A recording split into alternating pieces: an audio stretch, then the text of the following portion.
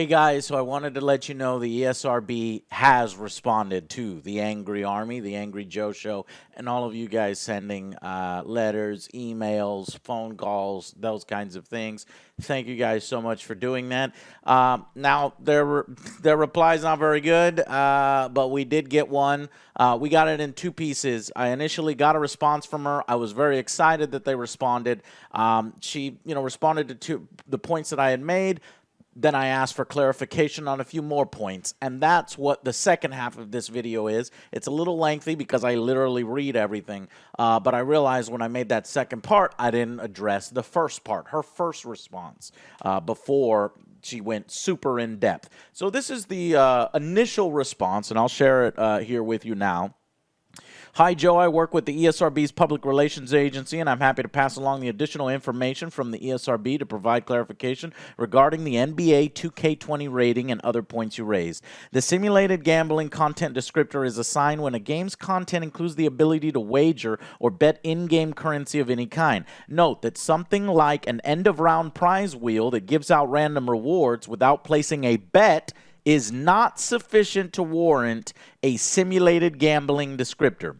I would completely disagree with that, but because you didn't use your currency to place the bet, because you got a free spin, it's not simulated gambling in their eyes.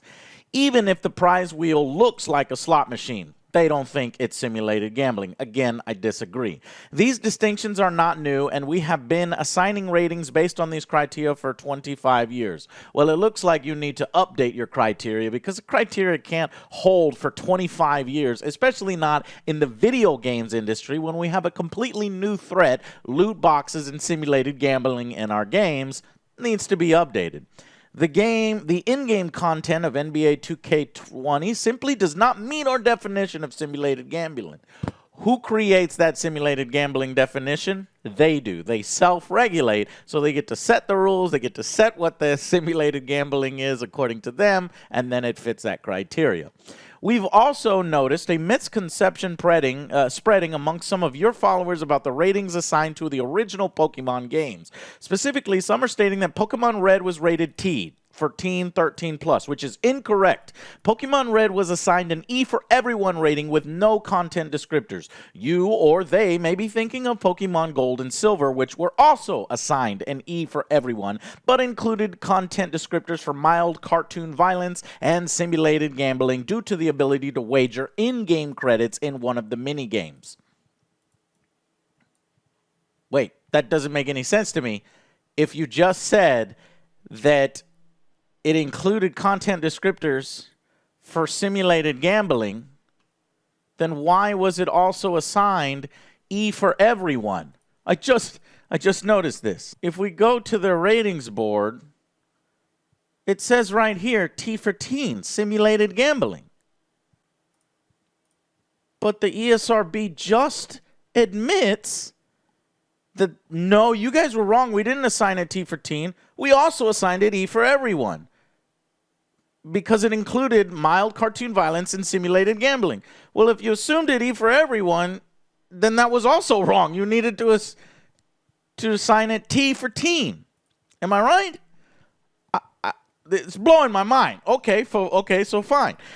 Due to the ability to wager in-game credits. In fact, no Pokemon game has ever received a rating assignment above E for everyone 10 plus. Regarding your question about Peggy's statement, where Peggy's like, oh, well, this, we don't consider this, etc. Basically, they say, we agree with what the UK had said, and that was Beth. And so then I immediately sent her an email. I apologized that I didn't see it. I was like, oh, I didn't see it. I must have been in my spam folder. I'm so sorry. I was because I was very happy that they, responded. I thought there's a perfect engage with you on your response, perfect opportunity. So I asked her 4 very important questions, and then I basically say predatory microtransactions and loot box are every bit a threat to our children as overly violent and sexual content, unregulated from 25 years ago before your board's creation. This is a new threat that companies are abusing, and we need your help to better classify these things because that's a new thing.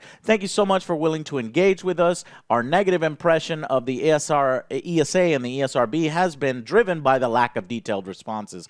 And to their credit, they responded. And then the next part, they actually respond in detail to all 4 of my questions.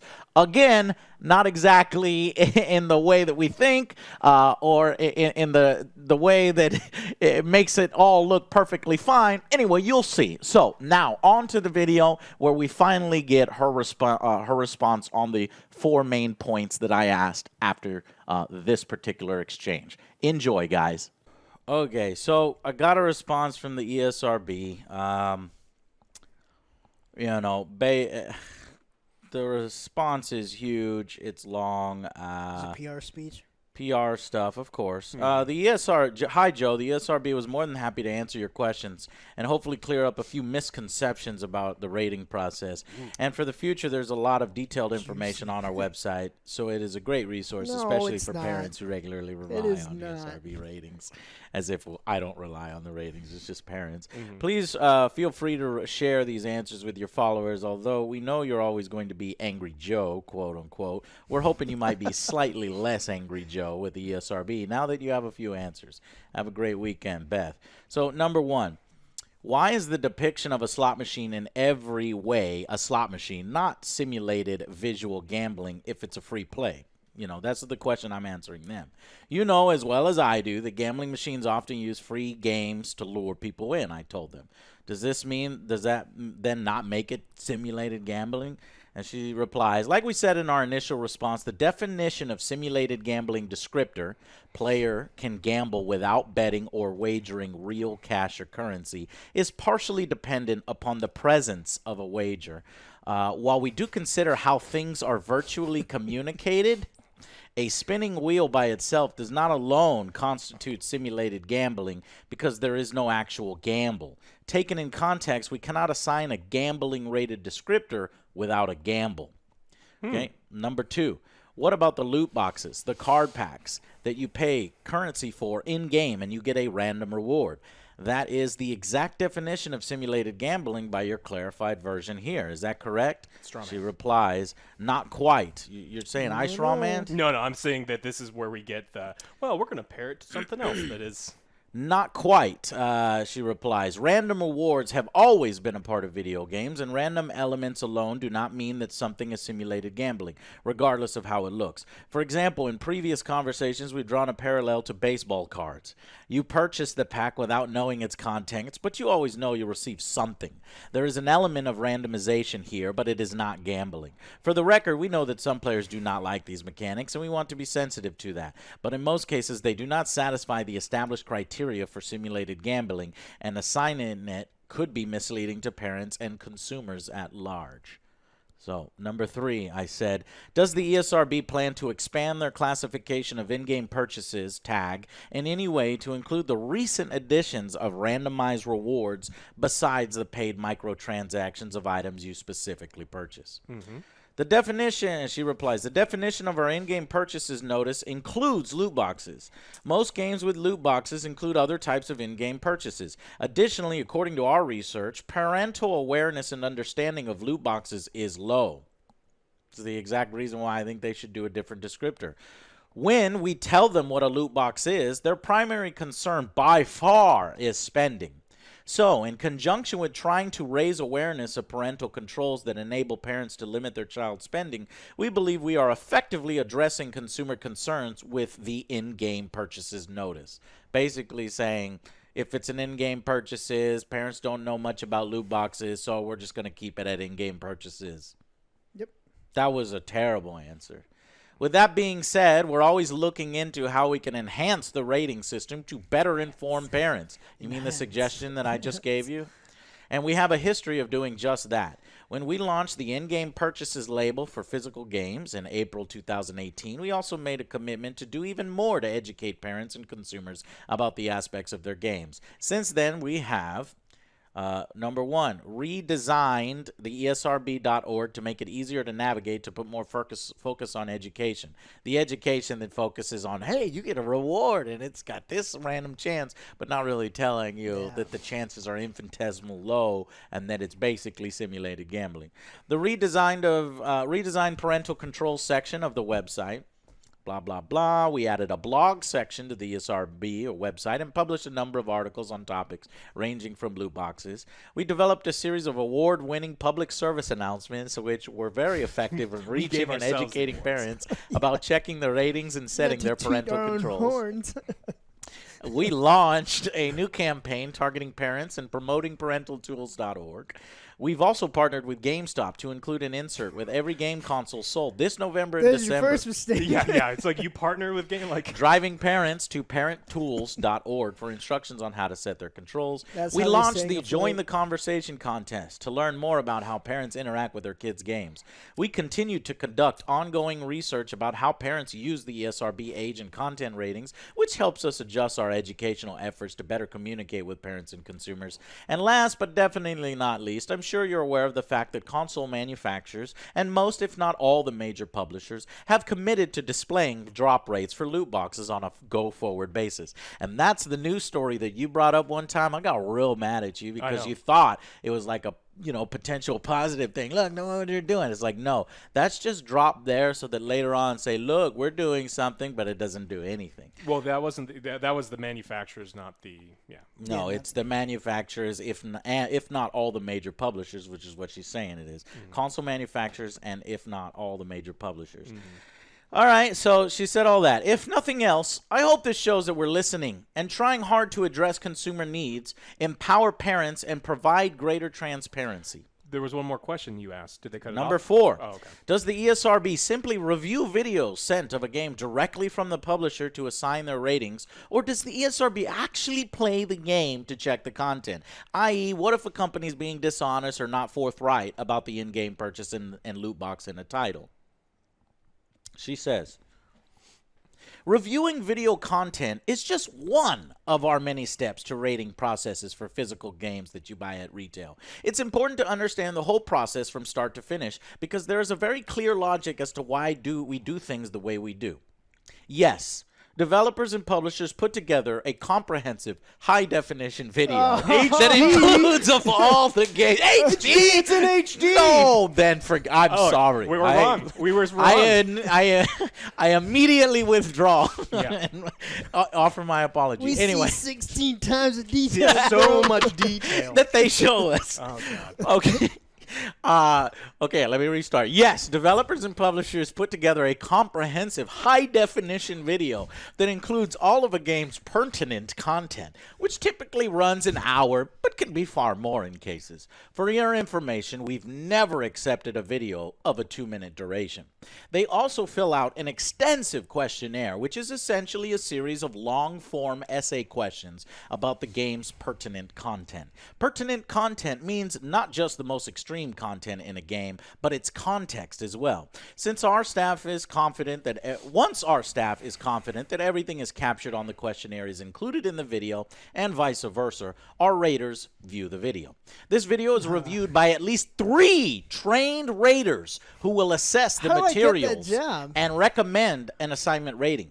It's worth clarifying that these raters' identities are kept strictly confidential to avoid the risk of any outside influence. They are not permitted to have any connections with any individuals in the video game industry, and we take this policy very seriously. The rationale for this process is more obvious than it may seem. You know as well as anyone how long many games can take to play all the way through. Many games would require multiple playthroughs to see everything, and even multiple playthroughs, it may be impossible to see everything unless you know exactly where to look. Multiply that by several hundred games, and it's easy to see how out of hand it can get, let alone the burnout our raters would experience having to review repetitive content for hours on end. John! John! John! John! That's what the game says every fucking time you die. I've been listening to that for like 6 hours. John! John! You mean what I do every day? Are you familiar with like video game burnout? Anyway, it would not be an effective or sustainable way to assign ratings, and the accuracy would suffer as a result. We also have to review content before a product ships so that the rating information can be displayed on boxes and in ads prior to the game's release. At the time of submission, games are often still going through QA and can't always reliably play through. This is why the video is a key component of a submission process.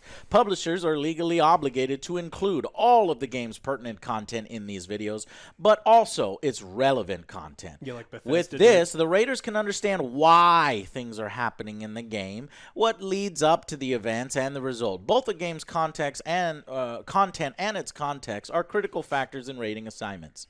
After a game is released, we also playtest mini games to make sure the content was properly disclosed. Mini? As to your question about what happens if a publisher is not honest or withholds content from their submission, it's important to note that this is exceedingly uncommon.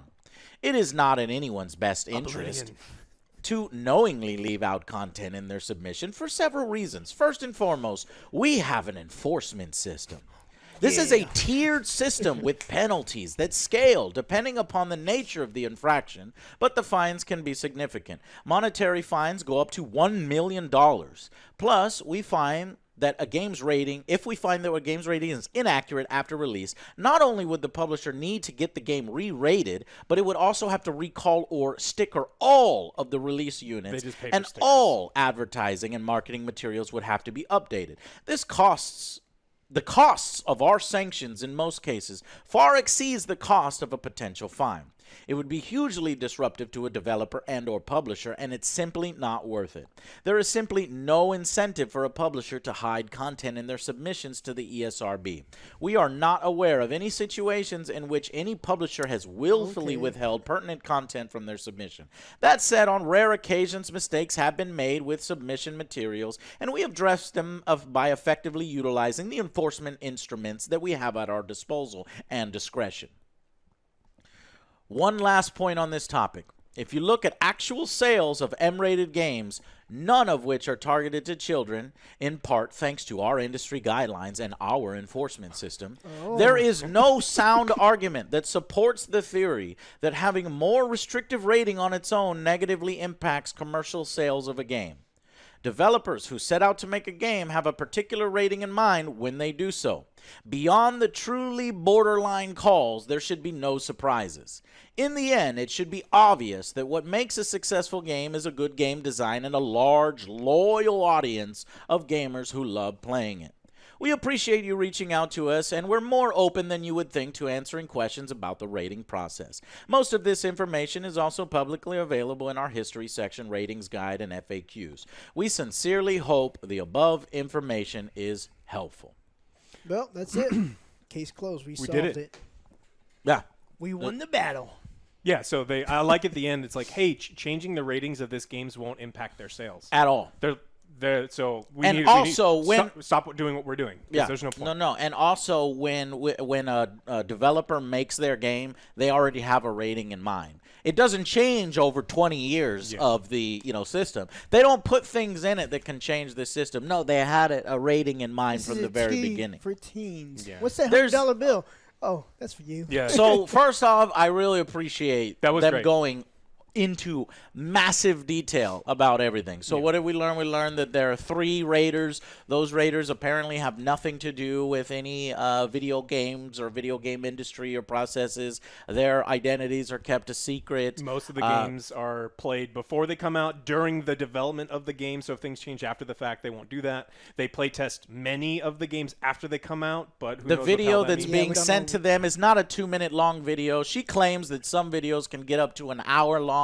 That might be an outlier in her case. There, who knows? But she says that there's not 2-minute videos. Most of what more substantial. What I read, and none of this is solid information, said they're about 10-minute long videos. Okay, and then they go up longer than that, depending on If it's it's a really long game. That makes a lot of sense. But some of these, and then with her reply to whether loot boxes need to be categorized differently than just simply in-game purchases.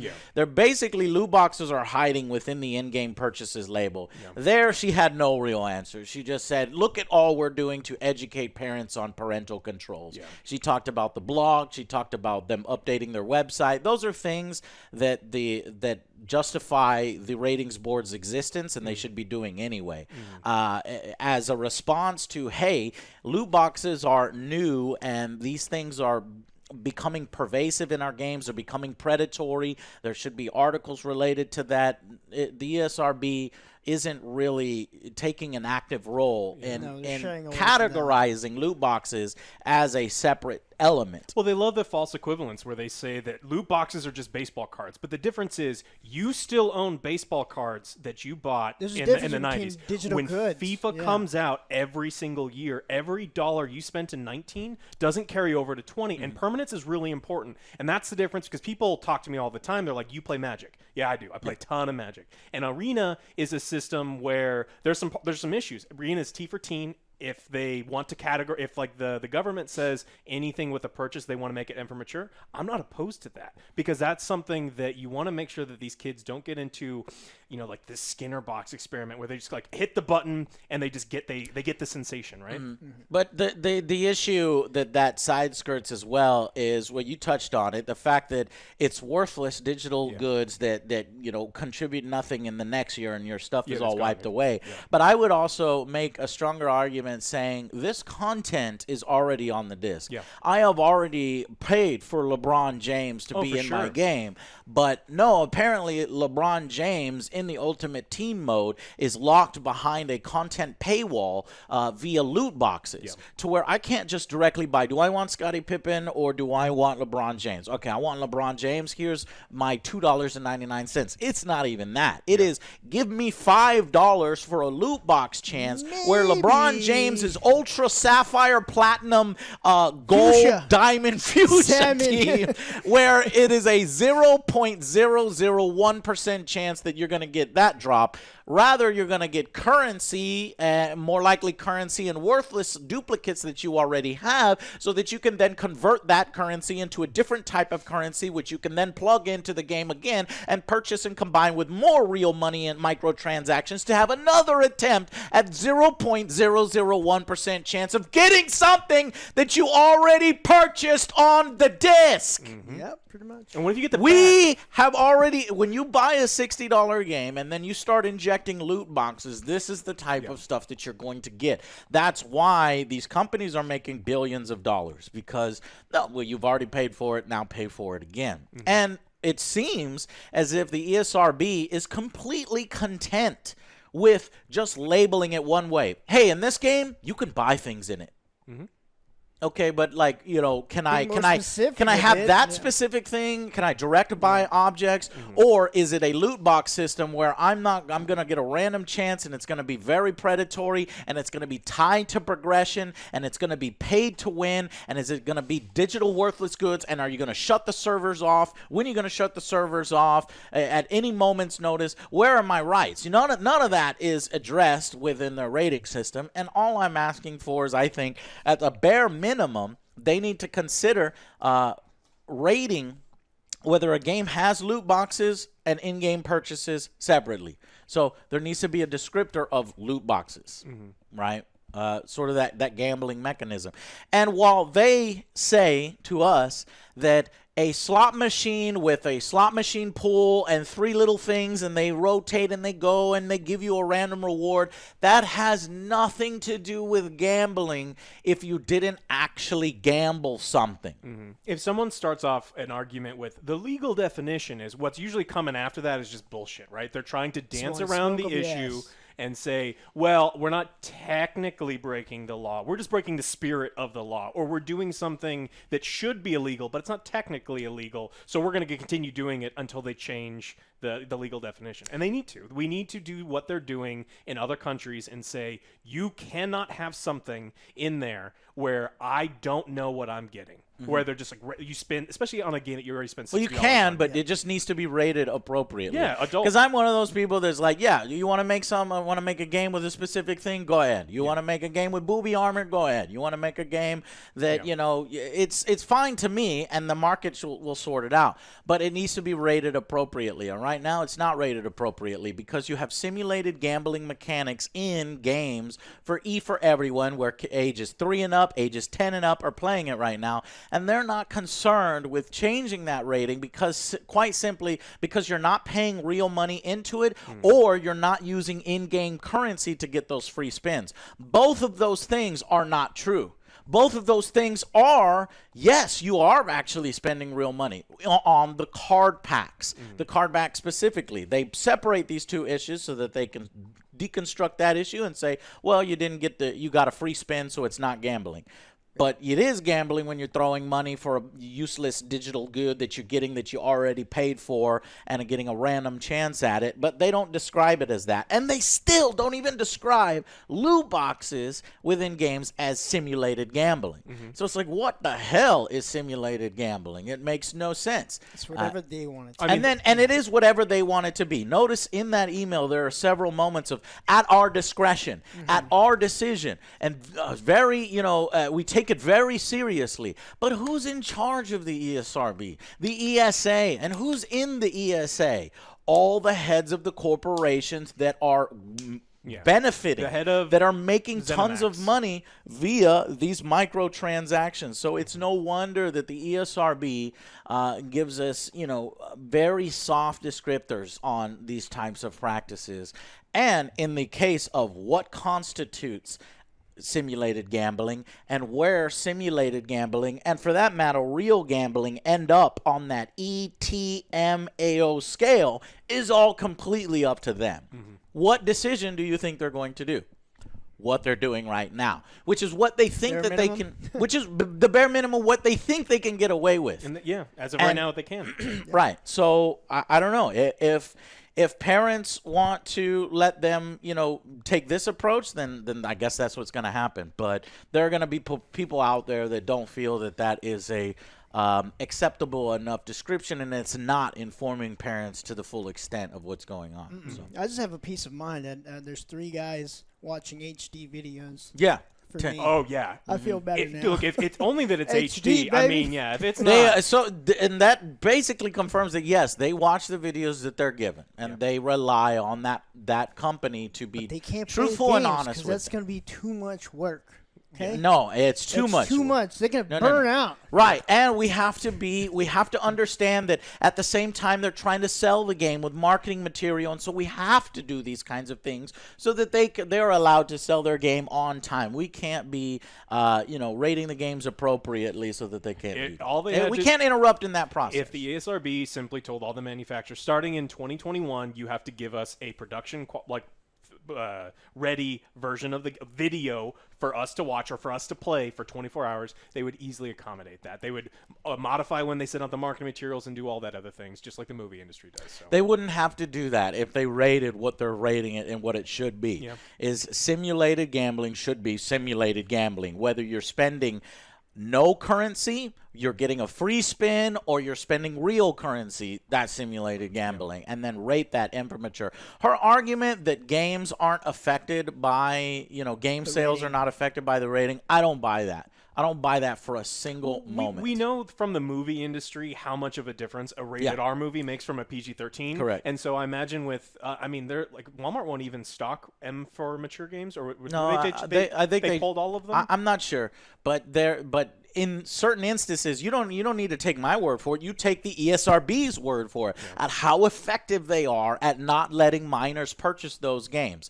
Anytime you're cutting off a large segment of your game buying population, that's going to affect your sales. I swear to you, if for whatever reason, if NBA 2K20 wants to put in the gambling mechanics, if they want to put in slot machines and pachinko machines and things in order to get Scottie Pippen and LeBron James, they can do that, but it should be at the very least rated M for mature, And if they do that, then I guarantee it's going to affect their sales. So I don't buy that for a single minute. But that is the official response from the ESRB. I really do thank them for going in depth, and it's good to know that they are responsive, at least to a person who is basically banging down on their door. And I got all of you. Now, it wasn't simply, you issued them a question. It was like we issued them multiple emails. We issued them multiple questions.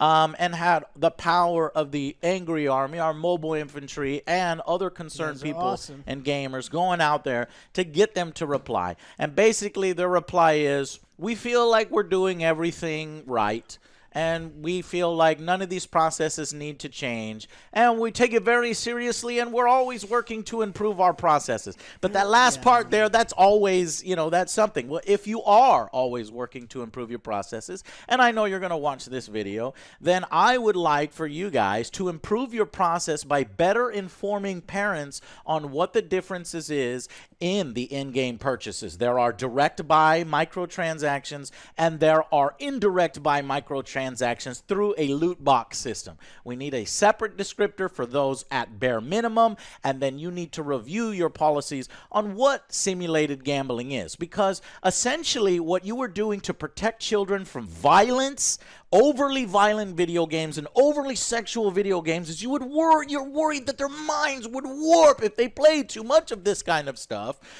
Then that same policy or mindset should be applied towards the simulated gambling. What is the effect of the mind in the simulated gambling? Does it matter?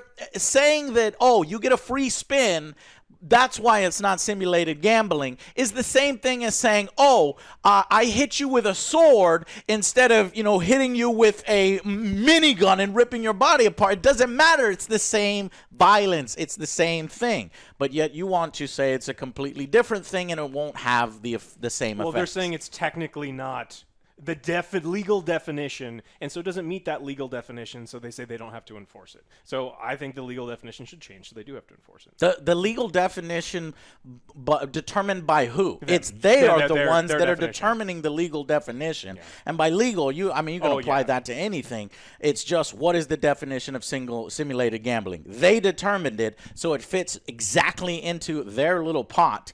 Yeah. Which, still doesn't work, because they admit that if you do spend currency, then it is simulated gambling, right? In-game currency, yes. In-game currency. Well, you're spending in-game currency on loot boxes. Mm-hmm. The card packs. You're spending not only real currency, but in-game currency on the loot packs. Mm-hmm. So why is that not simulated gambling? Because they don't consider it simulated gambling. So then they push the goalposts even more. It doesn't make sense. Like they line themselves out, but then loot boxes, and then they don't have an answer for that. I don't get it. I really don't get it. It just blows me away. Obviously they need to do better, because the games are evolving. It's not like back in the day. They need to keep up with the times and. I asked them that specific question. What about loot boxes, the card packs? You pay currency in-game to get that random reward. Is that the exact definition of simulated gambling by your clarified version? When she said not quite. As soon as she said that, I was like, it's going to be yes, not quite. That's why she's the PR person. The answer. So she doesn't have that clear answer either, and then she justifies it. I was like, wait, what? Random rewards have always been a part of video games, and random elements alone do not mean something is simulated gambling, regardless of how it looks. It's not how it looks, it's how it functions. Card packs, you're spending real currency and in-game currency. You're the ones that say it's so important, though, whether you're using the actual in-game currency or not using the in-game currency. It's not how it looks, it's how it functions. In EverQuest, when I killed the orcs, I didn't have to pay to see, if they would drop the... And then they deflect. They say, well, what about baseball cards? You purchase the pack without knowing its contents, but you'll always know you'll receive something. That's a false equivalency, number one. And then she just moves on. For the record, we know that some players don't like these mechanics. Oh. And we want to be sensitive to that. But in most cases, they do not satisfy the established criteria for simulated gambling, and assigning it could be misleading to parents and consumers at large. Notice, who are they protecting by not assigning it the rating that even themselves just laid out in the previous question? They think they could end up misleading parents or consumers. We don't want to mislead them to being something it's not. Well, we don't. But it is. You just defined it.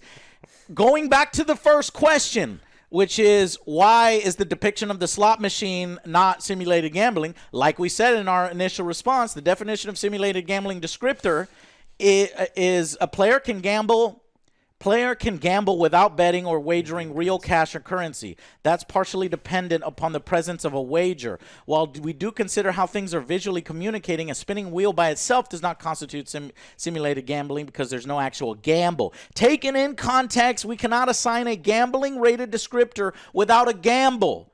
Well, then, the very next point where you do offer a gamble, their response is not quite, baseball cards, and for the record, we know some players don't like it, but we don't want to mislead parents and consumers at large. We don't want to mislead them into not buying something. Correct. Exactly. You nailed it on the head there. Just tell me how that makes sense. Tell me. How does it make sense that you specify we have to gamble something? That's why it's not simulated gambling. Okay, what about this part where you do gamble something? I mean, I agree with you 100%. Like, we're on your side. Well, baseball preaching cards. to the choir. Baseball cards. And not quite because no matter how it looks, just because it looks like something doesn't mean that's something. Just because it looks like something. It looks like shit. It smells like shit. It doesn't mean it's shit. It doesn't look like shit. It's an HD. Guys, I can't make it any more clear, and they can't make it any more clear at their position. They can't. They're not going to do anything. They're not going. What they're telling you. It's basically we're clear. Doing everything we're not going to do. do. No, you're not. No, this is what we're going to get. Yeah, we get nothing because we don't. Our system is fine. We don't see any reason to improve our system. And we made it. We don't want to mislead people. Yeah, and we've made it pretty clear why that's the why that's the case, right? The ESA, the chairman of the board of the ESA, is the CEO of ZeniMax Bethesda, right? And so the former CEO is Strauss Zelnick, who was the CEO of Take-Two. And all of these people are in charge of the ESA. They're in charge. They're on the board. Yes. So they have influence. They have big influence. These are industry people. They're industry people all throughout the system because guess what? It is self-regulated. Yes. It's literal industry people, but yet they're telling us, well, when we actually get the raiders who are involved, they're not industry people. We take that very seriously. They're not industry people. Well, that doesn't matter who the raiders are because the people who who create the videos and the people who they send them to are the same group of people. When Bethesda sent Oblivion's video, they left out there was like blood and gore and some nudity and some other things. And that was a really big case for the ESRB because they said it was T for teen and it had to be re-rated as M for mature. Bethesda had to send out all the stickers, change all the marketing things, and that was the big stickers. That was the hot there's also the hot coffee in these other instances. But this is an industry that's self-regulating itself, and they're going to do everything in their power to prevent that kind of thing from happening and give allowances and understandings towards that. But even with regardless of that violence or sexual content, I'm specifically talking about loot boxes. It can't be any more clear that this is predatory. They are charging you for something that you've already paid for. Yep. They are charging you for something that will be worthless in a year from now, if not less than worthless in a year from now. So the whole thing where it's like, well, gambling machines, this isn't gambling because in gambling you could get nothing. Well, in this, you do get nothing. It could be literally nothing. A day later, all the servers are shut down. Well, and then the other thing that you have to make sure that people understand is the games are worse without them. And so there's these paywalls that get put in the games where there's like pay-to-win mechanics and all these other things. You paid for a game that doesn't function very well as is, and you need to pay for something. Like if you're trying to play 2K... My argument is the games are worth with them being integrated into that. Yeah, but like the game, let's say you're like, well, I'm just not going to pay for the microtransactions. Your game, you're going to have less fun. It's going to be harder for you. You are going to lose to other people that don't pay, and so you're incentivized to continue to pay for these things. So they are even more predatory because you paid $60 for a game that doesn't function all that well. You have to put in another $30, $40 to get it to function correctly. Yeah. Okay. So we're just going to go around in circles, arguing with ourselves because they're obviously not here in front of us for us to make that case to them, to show them, well, I see what you're saying, but your descriptors are wrong and you need to be more specific and you need to be educating people a little bit better. Yep. So they think that their descriptors are fine and they're educating people normally. And, hey, baseball cards. Baseball cards. Not quite. And not quite. And we understand that some players don't like these mechanics and we're very sensitive to that. So that's their official feelings. response, being as fair as possible. I do appreciate those responses, and that's all the information laid out. However, in my opinion, I think they could be doing a little bit more. All right, guys. Thank you so much for watching. We shall see you on the next Angry Joe Show. Bye, guys. Bye, guys.